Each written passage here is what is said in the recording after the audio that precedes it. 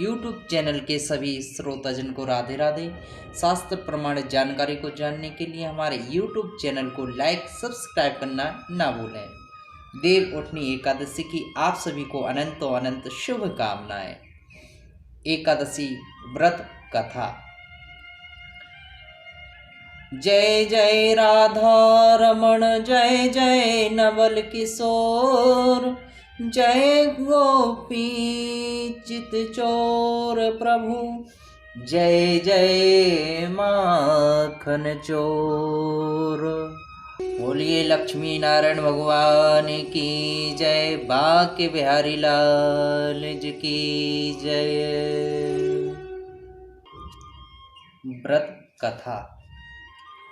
जगत पिता ब्रह्मा जी बोले, नारद अब मैं पापों को नष्ट करने वाली तथा पुण्य और भक्ति प्रदान करने वाली प्रबोधनी एकादशी की कथा कहता हूँ। भागीरथी गंगा मनुष्य को तभी तक फल देने वाली है जब तक कार्तिक मास के शुक्ल पक्ष को प्रबोधनी एकादशी नहीं होती, देवोत्थानी एकादशी नहीं होती है। नारद जी ने पूछा, हे जगत पिता, एक संध्या को भोजन करने, रात्रि में भोजन करने और पूरे दिन उपवास करने से क्या फल प्राप्त होता है?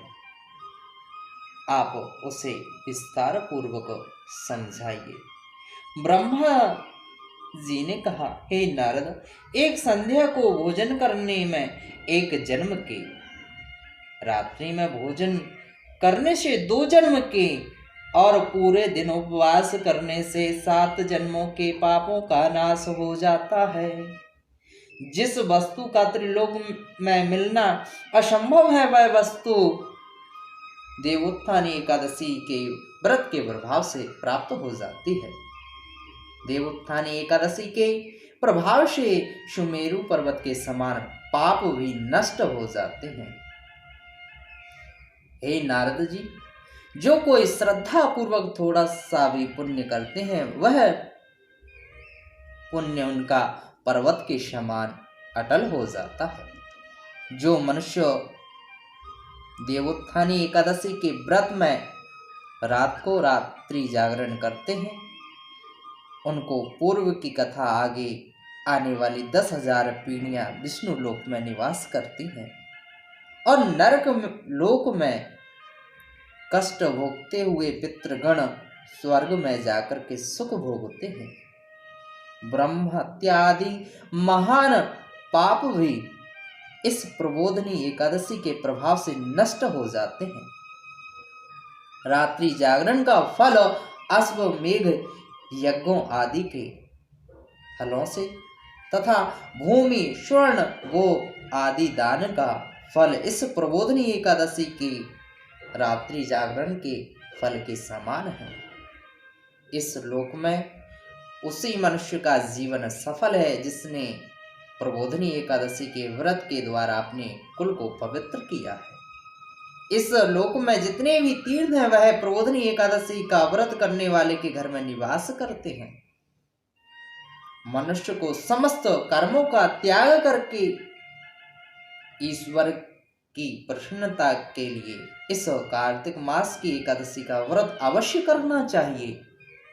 इस व्रत के प्रभाव से मनुष्य पुनः जन्म नहीं लेता और कायिक वाचिक मानसिक पापों का नाश हो जाता है।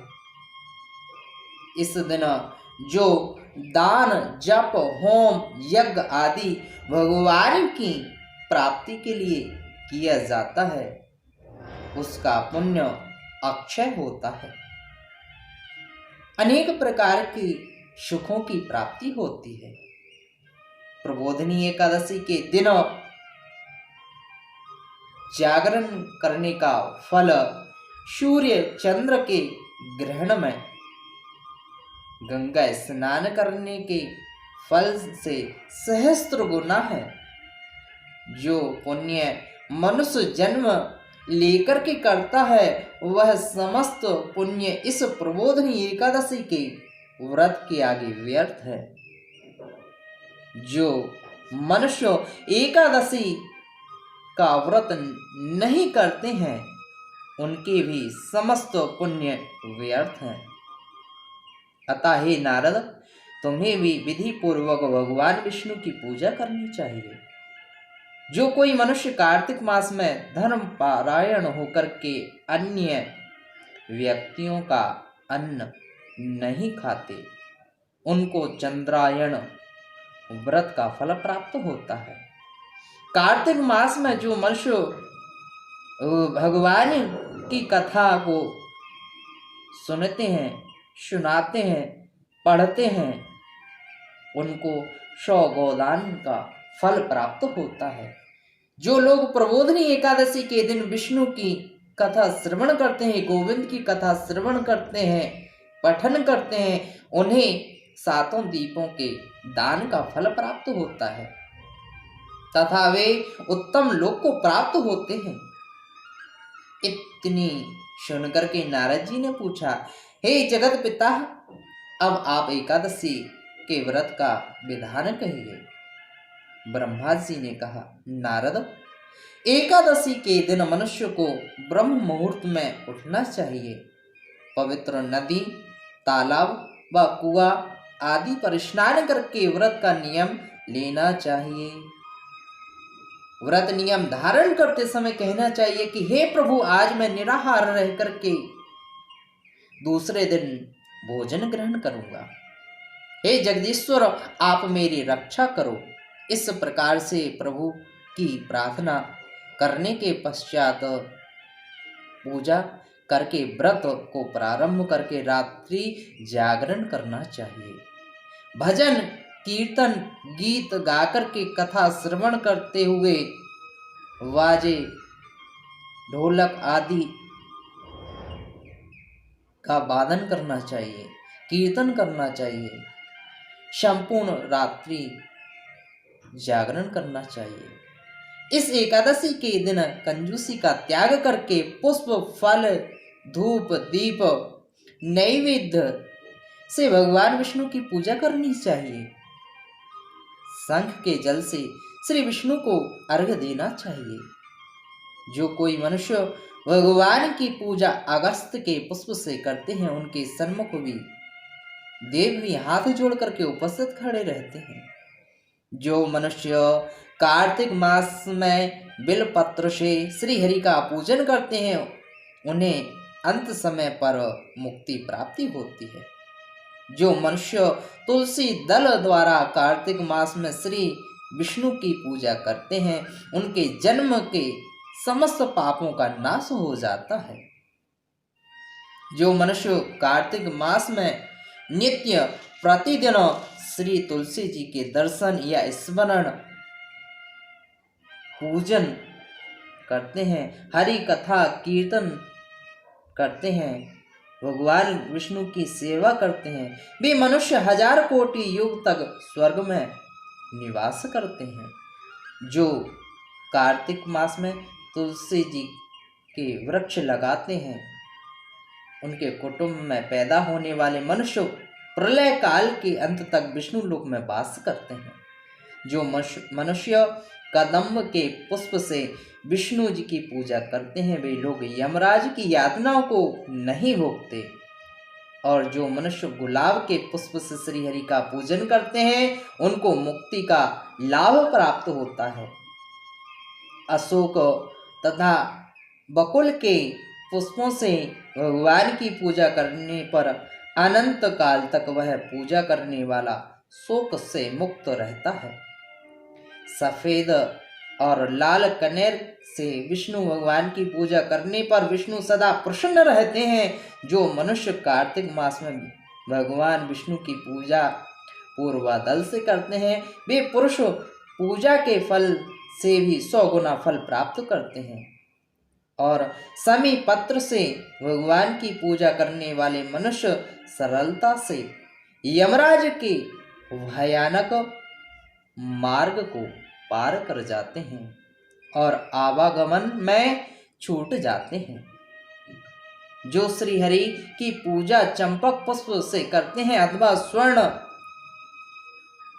व केतकी पुष्प से श्री लक्ष्मी नारायण हरि का पूजन करते हैं, उस मनुष्य के समस्त प्रकार के पाप नष्ट हो जाते हैं।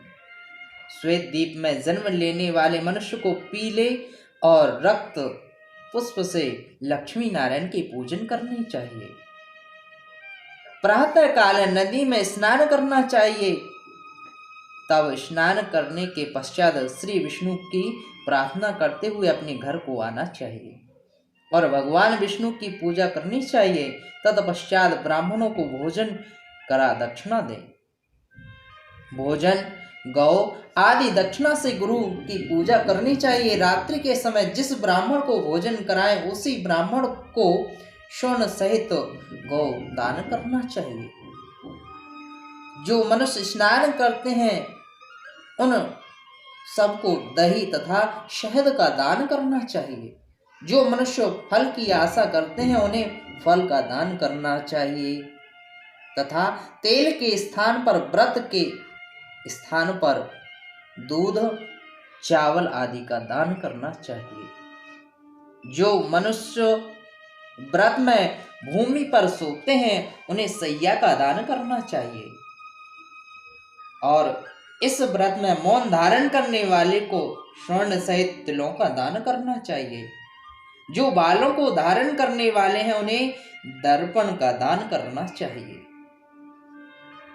नमक त्याग करने वाले को शक्कर का दान करना चाहिए। जो मनुष्य देव मंदिर में नित्य प्रतिदिन दीप जलाते हैं उनको ताम्र या स्वर्ण के दीपक में बत्ती घी की रख करके दान करना चाहिए। जिस मनुष्य ने चतुर्मास व्रत में जिस वस्तु को त्याग दिया हो उसे दान कर फिर उस वस्तु का सेवन करना चाहिए।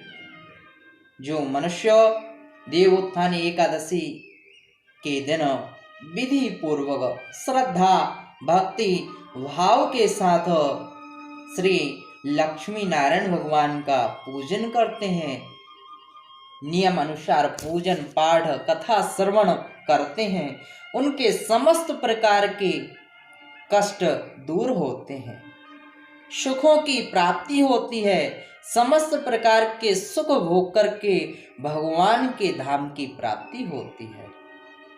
बोलिए श्री लक्ष्मी नारायण भगवान की जय।